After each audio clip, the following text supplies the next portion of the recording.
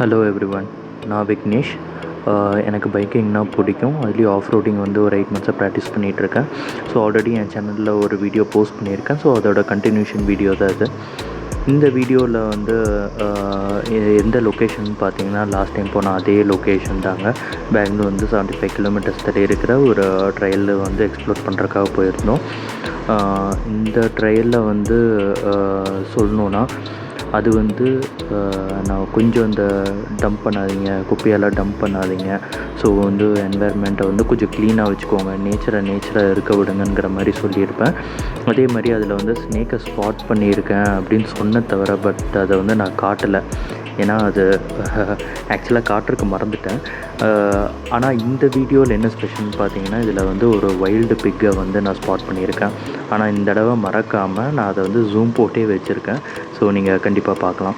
அதுவும் ஒரு பிக் இல்லைங்க, ஒரு குரூப் ஆஃப் பிக்ஸ் வந்து அங்கே இருந்துச்சு. எல்லாமே வந்து டிக் பண்ணிகிட்டு இருந்துச்சு. ஏதோ ஃபாரஸ்ட்டுக்கு நடுவில் எதுக்குன்னு தெரியல. ஸ்பாட் பண்ணோம். அதுக்கப்புறம் அது எங்கே டிக் பண்ணி இருந்துச்சோ அதே இடத்துலையே தான் நாங்கள் திரும்பியும் வந்து போனோம். ஏன்னா மேப் அது வழியாக தான் காட்டுச்சு. ஸோ அதனால் அப்படியே போயிட்டுருந்தோம். திரும்பியும் முன்னாடி போகிறவரை பற்றி சொல்லணுன்னா, அவர் தான் வந்து அஜீஷ் ப்ரோ. ஸோ அவரோட சேனல் வந்து பார்த்திங்கன்னா ட்ரெட் ட்ரெய்லர்ஸ். அவர்கிட்ட தான் நான் வந்து ஆஃப் ரோடிங் வந்து கற்றுக்கிட்டேன். இப்போது வந்து என்ன சொல்கிறது, அவர் வந்து ஒரு ரேஸில் பார்ட்டிசிபேட் பண்ணுறாரு. அதனால் இப்போ எங்கேயுமே ட்ரெயின் நாங்கள் போகிறதில்ல. ஏன்னா 2 பேர் சேர்ந்து தான் போயிட்டுருந்தோம். இப்போ வந்து நான் எங்கேயும் தனியாக போகிறதில்ல. பட் மோஸ்ட்லி நான் பக்கத்தில் இருக்கிற கிரவுண்டில் போயிட்டு ப்ராக்டிஸ் பண்ணிகிட்ருப்பேன். இந்த வருஷம் நான் ஏன் அந்த ரேஸில் பார்ட்டிசிபேட் பண்ணலான்னா, அது என்ன ரேஸுன்னு முதல்ல சொல்லிடுறேங்க. அது வந்து எண்டூரோ ரேஸ். அது வந்து பிக் ராக்குங்கிற கிளப் வந்து நடத்துகிறாங்க பெங்களூரில். கோலாருங்கிற பிளேஸில் வந்து அது நடக்குது. ஸோ அந்த இடத்துல வந்து அது வந்து எண்டூரோ ரேஸ். அது லாஸ்ட் இயர் வந்து நடந்துச்சு. அதான் ஃபஸ்ட் டைம். இது வந்து செகண்ட் டைம். அந்த ரேஸில் என்ரோல் பண்ணலான்னு பார்த்தேன். பட் என் பைக் அதுக்கு வந்து ப்ராப்பராக கேப்பபிளாக இல்லை. ஸோ அதனால் சரி நெக்ஸ்ட் இயர் பார்த்துக்கலாம். இன்னும் என்னோடய ட்ரைனிங் வந்து ரொம்ப எக்ஸ்பர்ட்லாம் இல்லைங்க, ஓரளவுக்கு இப்போ தான் கற்றுக்கிட்டு இருக்கேன். ஸோ மேபி நான் நெக்ஸ்ட் இயர் வந்து இன்னும் கொஞ்சம் கற்றுக்கிட்டு நெக்ஸ்ட் இயர் வந்து அந்த ரேஸில் வந்து பார்ட்டிசிபேட் பண்ணுறதுக்கு ட்ரை பண்ணுவேன். இந்த வருஷம் வந்து போய் ஸ்பெக்டேட் பண்ணுறதுக்கு மட்டும் நான் போவேன். வேறு என்ன, எக்ஸாக்ட்லி இங்கே தான் நினைக்கிறேன் பிக்கோட ஸ்பாட்டு. நீங்கள் எங்கேயாச்சும் வழி பார்க்குறீங்களா? ஆக்சுவலாக வழியை நாங்கள் தான் உருவாக்கி போயிட்டுருக்கோம். அங்கே ஒரு வழியும் இல்லை. எக்ஸாக்ட்லிங்க, ரைட் கார்னர்.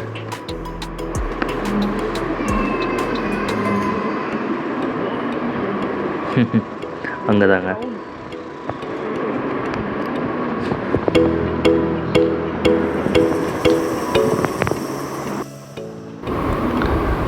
எகெயின் கண்டிப்பாக நெக்ஸ்ட் இயர் அந்த பிக் ராக்கில் பார்ட்டிசிபேட் பண்ணுவேன். இந்த இடத்த பற்றி நான் அந்த டாப்பிக்கை விட்டுட்டு இங்கே வரேன்னு இங்கே கொஞ்ச நேரம் பேசலான்னு நினைக்கிறேன். இதுக்கு மேலே வந்து சத்தியமாக போக முடியலைங்க. இதுக்கு மேலே ரோடு இருக்குதுன்னு நினச்சோம். பட் அதுக்கு மேலே போனாலும் ரிவர் பெட், அங்கே பெரிய பெரிய போல்டர்ஸ் இருக்கும். அது க்ராஸ் பண்ணுறதுக்கு ரொம்ப கஷ்டம். சரி இங்கே யூடர்ன் போடலான்னு பார்த்தோம். இங்கே யூடர்ன் போடுறதுக்கு சீரியஸ்லி முடியலைங்க. இது வந்து எப்படி சொல்கிறது, ரொம்ப க்ளோஸ் சர்க்கிள். இது வந்து 2 சைடு வந்து முள்ளு செடியாக தான் இருந்துச்சு. அதுக்கு நடுவில் வந்து இப்படி மாட்டிக்கிட்டோம். இதுக்கு மேலே சரி வேண்டான்னு விட்ரா பண்ணிவிட்டு நாங்கள் வந்த வழியிலே போனோம். ஸோ அது அங்கே வந்த வழியிலேயே ஒரு ரிவர் கிராஸ் இருந்துச்சு. சரி அதில் க்ராஸ் பண்ணி போயிடலான்னு. என்னோடய ரைடிங் கியர்ஸை பற்றி சொல்லணுங்க. இந்த ட்ரையலில் வரும்போது ஃபஸ்ட் டைம் நிறைய அந்த த்ரோன்ஸை வந்து நான் ஃபேஸ் பண்ணேன். ஸோ என்னோடய கியர்ஸில் என்னோடய டிஷர்ட் வந்து இது வந்து மோட்டோ க்ராஸில் போடுற ஒரு டிஷர்ட். ஸோ இதில் வந்து நிறைய வென்டிலேஷன்ஸ்க்காக ஹோல்ஸ் இருக்கும். ஸோ நான் போட்டிருக்கிற பேண்ட்டு பார்த்திங்கன்னா, அது வந்து ஒரு ரைனாக்ஸில் நியோன்னு சொல்லிட்டு ஒரு ஆஃப்ரோடிங் பேண்ட். ஸோ அதோட மெட்டீரியல் வந்து ரொம்ப ரெசிஸ்டன்ஸாக இருந்துச்சு. இந்த த்ரோன்ஸ்லாம் எந்த ஒரு ஸ்க்ராச்சஸும் உள்ளுக்குள்ளே எனக்கு ஃபீலே ஆகலை. ப்ளஸ் அது வந்து கிளியாது. அது ஒரு மாதிரி த்ரோன் ரெசிஸ்டன்ஸ்னே சொல்லலாம். ஈஸியாக வந்து அதை கடந்து போயிடும். ஆனால் டிஷர்ட்டில் வந்து இதை பற்றி சொன்னால் டிஷர்ட் வந்து சுத்தமாக அதில் ஆல்ரெடி வென்டிலேஷனுக்காக ஹோல்ஸ் இருந்துச்சு. த்ரோன்ஸ் எல்லாம் அந்த ஹோல்குள்ளே போய் மாட்டிக்கிட்டு என்னோடய உள்ளுக்குள்ளே நான் பாடி ஆர்மர் போட்டிருந்தேன். ஸோ அந்த ஜெர்சியில் வந்து ஃபுல்லாக அது கிழிச்சு கையில் லைட்டாக மார்க் ஆகிடுச்சு. ஜெர்சிலையும் லைட்டாக டேமேஜ் ஆகிடுச்சு. மற்றபடி என்னோடய க்ளவுஸ்லாம் வந்து it's well capable to handle this drones and other திங்ஸுங்க. நல்லாவே கேப்பபிளாக இருந்துச்சு இந்த க்ளவுஸு. ஸோ வேறு என்ன, இதான் என்னோடய கியர்ஸு. மேபி அந்த கியரில் வந்து இந்த டிஷர்ட்டுக்கு பதிலாக ஒரு ஜாக்கெட்டுக்கு நான் ஸ்விட்ச் ஆகணும்னு நினைக்கிறேன். ஸோ அதே ரைனாக்ஸில் பேண்ட்னியும் இருக்குல்ல, அதே பிராண்டில் அதே மாடலில் வந்து ஒரு ஜாக்கெட்டும் இருக்குது, ரைடிங் ஜாக்கெட். அதில் ஆஃப்ரோடிங்களோட அது மெயின் கியர்ஸில் டிஸ்அட்வான்டேஜ் பார்த்திங்கன்னா, அது டிஸ்அட்வான்டேஜ்னு சொல்லலாம், அட்வான்டேஜ்னு சொல்லலாம். என்னென்னு பார்த்திங்கன்னா, அதிலெல்லாம் ஆர்மர்ஸ் எதுவுமே இருக்காது இன்பில்டாக.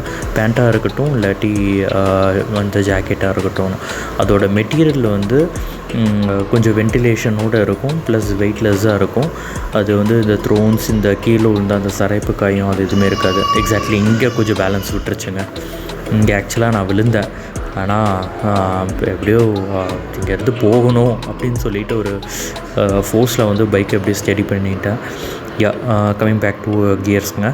கியர்ஸை பொறுத்த வரைக்கும் அந்த ஜாக்கெட் வந்து போடலாம், ஆனால் வந்து ஆர்மர்ஸ்லாம் வந்து செப்ரேட்டாக நீங்கள் வந்து போடணுன்னா ஜாக்கெட்டோடு போட முடியாது, நீங்கள் உடம்போடு ஃபிக்ஸ் ஆகிற மாதிரி நீங்கள் போடணும். ஏன்னு கேட்டிங்கன்னா, ஆஃப்ரோடிங் பொறுத்த வரைக்கும் நீங்கள் ஸ்பீடிங்லாம் வந்து அதிகமாக இருக்காது, ரோட்டில் தான் ஸ்பீடிங்கில் இருக்கும். ஸோ இதில் வந்து ஸ்பீடிங் அதிகமாக இருக்காது, உங்களுக்கு நிறைய எண்டூரன்ஸ் இருக்கும். ப்ளஸ் இந்த மாதிரி த்ரோன்ஸ், இந்த மாதிரி ரொம்ப ரஃப்பான பிளேஸை நீங்கள் வந்து மேலேருந்து ஒரு 20 கிலோமீட்டர் ஸ்பீடில் வந்து மேலே பேலன்ஸ் மிஸ் ஆகி கீழே விழுவீங்க. ஸோ அந்த மாதிரி விழுகும் போது வந்து உங்களுக்கு சரைப்பு காயம் வந்து இருக்காது. பட் விழுகிற இடத்துல ஏதாச்சும் பெரிய போல்டர்ஸ் இல்லாட்டி கட்டை அந்த மாதிரி இருந்துச்சுன்னா அந்த அடி பலமாக விழுகும். ஸோ அந்த ஜாக்கெட்டில் ஆர்மர் இருந்துச்சுன்னா நீங்கள் விழுகும் போது ஆர்மர் ஒரு இடத்துல ஸ்டேபிளாக இல்லாமல் மூவ் ஆகிட்டே இருக்கும். ஸோ பாடியோடு நீங்கள் ஆர்மர் வச்சுருக்கும் போது என்ன ஆகும்னா, நீங்கள் விழுகும் போது நீ கார்ட்னா நீல தான் இருக்கும், ஷோல்டர் ப்ராடக்டாக ஷோல்டர்லேயே இருக்கும், செஸ்ட்டு அண்டு ஸ்பைனோடதெல்லாம் வந்து மூவ் ஆகாமல் ஒரே இடத்துல இருக்கும். ஸோ இது வந்து உங்களுக்கு ஒரு 100% வந்து சேஃப்டி வந்து கொடுக்கும். ஸோ அதனால் ரைடிங் கியரை போட்டு ஆஃப் ரோடிங் பண்ணலாம், பட் மோர் சேஃபஸ்ட் வே வந்து பாடியோட அட்டாச் ஆகிருக்கணும். இதான் ரைடிங் கியர்ஸ் பற்றிங்க.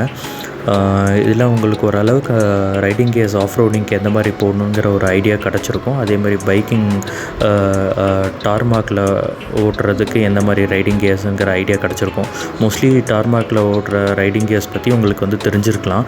ஏன்னா இப்போ எல்லாருமே அந்த கியர்ஸ் தான் வாங்குறாங்க, ஜாக்கெட்ஸ், நீ கார்ட், பேண்ட் அண்ட் பூட்ஸ்னு.